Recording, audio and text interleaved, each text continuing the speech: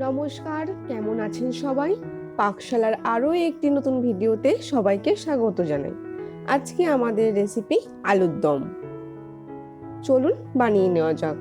আলুর দম বানানোর জন্য প্রথমে 1 কেজি মতো মিডিয়াম সাইজের আলু খোসা ছাড়িয়ে ভালো করে ধুয়ে নিয়েছি। এরপর ওভেনে কড়াই বসিয়ে হালকা গরম হয়ে গেলে কিছু পরিমাণ সর্ষের তেল দিয়ে দিয়েছি। সর্ষের তেল ভালোভাবে গরম হয়ে গেলে একে একে আলুগুলো কড়াইতে দিয়ে দেব। এরপর সামান্য লবণ দিয়ে আলুগুলোকে নাড়তে থাকবো। কিছুক্ষণ আলুগুলোকে নেড়ে দিয়ে দেব হাফ চামচ মতো হলুদ গুঁড়ো।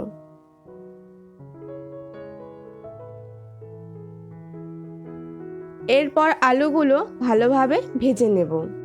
আজকে আমি খুব সহজভাবে, খুব কম সময়ে এবং খুব কম উপকরণ দিয়ে এই রেসিপিটা তৈরি করব।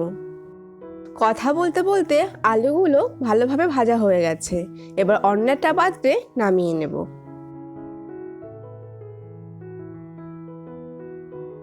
কড়াই ভালোভাবে পরিষ্কার করে নিয়ে কড়াইতে কিছু পরিমাণ সর্ষের তেল দিয়ে দিলাম। আপনারা বাকি রান্নাটা আলু ভাজার কড়াইতে করে নিতে পারেন। তেলটা কিছুক্ষণ গরম হতে দেব। তেলটা ভালোভাবে গরম হয়ে গেলে ফোড়নে দিয়ে দেব 2টো তেজপাতা, দিয়ে দেব 2টো শুকনো লঙ্কা। এরপর একটু নেড়ে চেড়ে দিয়ে দেব 2টো এলাচ। এরপর দিয়ে দেব 2টো লবঙ্গ এবং 2 টুকরো দারচিনি। এরপর 1 মিনিট মতো ভাজতে থাকবো। হালকা সুগন্ধ বার হতে শুরু হলে দিয়ে দেব সামান্য চিনি। চিনি দিয়ে একটু নেড়ে চেড়ে দিয়ে দেব আদা, রসুন, পেঁয়াজ, লঙ্কা এবং টমেটোর একসাথে পেস্ট, যেটা আমি আগে থেকেই করে রেখেছিলাম। এইবার মশলার পেস্টটা ভালো করে ভেজে নেব যতক্ষণ না মশলা থেকে কাঁচা গন্ধ বের হয়ে যায়। এরপর দিয়ে দেব কিছু পরিমাণ লবণ। লবণ দিয়েও কিছুক্ষণ নাড়তে থাকব। এরপর দিয়ে দেব হাফ চামচ মতো হলুদ গুঁড়ো। হলুদ গুঁড়ো দিয়ে কিছুক্ষণ নাড়াচাড়া করে দিয়ে দেব হাফ চামচ মতো শুকনো লঙ্কার গুঁড়ো। এরপর দিয়ে দেব জিরে ও ধনে গুঁড়ো। একটু নেড়ে চেড়ে দিয়ে দেব হাফ চামচ মতো কাশ্মীরি লঙ্কার গুঁড়ো। এটা আমি রঙের জন্য ব্যবহার করব, আপনারা এটা ব্যবহার নাও করতে পারেন।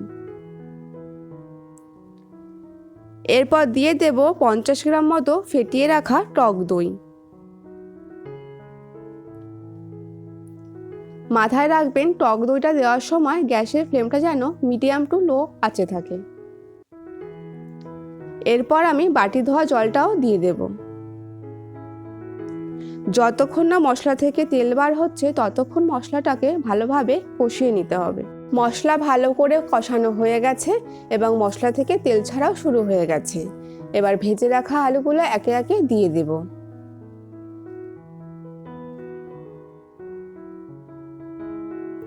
আলুগুলো মশলার সাথে ভালোভাবে কষিয়ে নেব। আলুগুলো মশলার সাথে ভালোভাবে কষানো হয়ে গেছে। এবার পরিমাণ মতো জল দিয়ে দেব। আমি সব সময় উষ্ণ গরম জলটাই ব্যবহার করি, আপনারাও গরম জলটাই ব্যবহার করার চেষ্টা করবেন। এরপর ভালোভাবে নাড়াচাড়া করে নেব।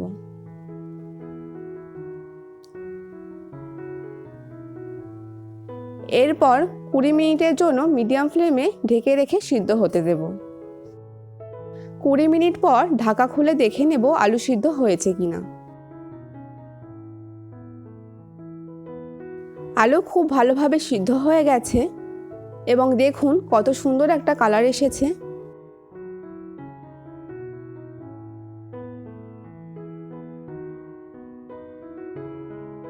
এরপর ঘি ও গরম মশলা দিয়ে শেষবারের মতো মিশিয়ে নিলেই তৈরি আলুর দম।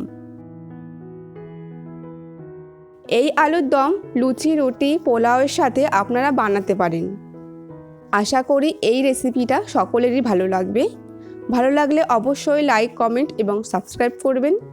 ভিডিওটি দেখার জন্য ধন্যবাদ। ভালো থাকবেন, সুস্থ থাকবেন এবং সঙ্গে থাকবেন।